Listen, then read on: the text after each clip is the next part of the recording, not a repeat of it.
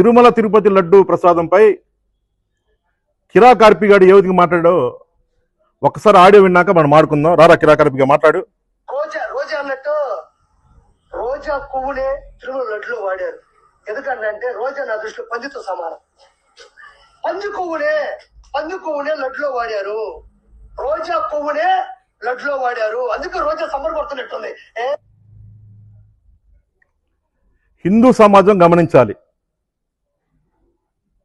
తిరుమల తిరుపతి లడ్డీలో ఎటువంటి కల్తీ జరగలేదు.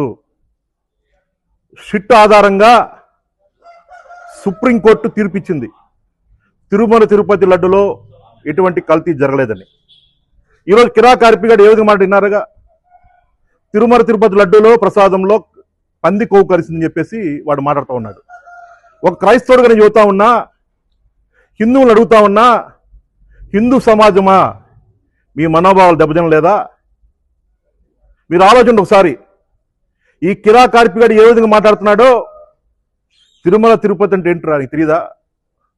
ఇలా కిరా కార్పిగా నీకు తెలియదా? కలియుగ దేవుడు వెంకటేశ్వర స్వామి నువ్వు ఏ విధంగా మాట్లాడో తెలియదా నీకు? నేను సందర్భంగా కూటమి పిలుపుతూ అడుగుతా ఉన్నా, మీ ఏం చిన్న మాట మాట్లాడినా సరే మనోభావాలు దెబ్బతిన్నట్టు అరెస్ట్ జైలు పంపిస్తా ఉన్నారు. ఈ రోజు కిరా కార్పిగాడి మాటలో హిందువుల మనోభావాలు దెబ్బతినలేదా? వాళ్ళని అరెస్ట్ జైలు పంపించలేదా?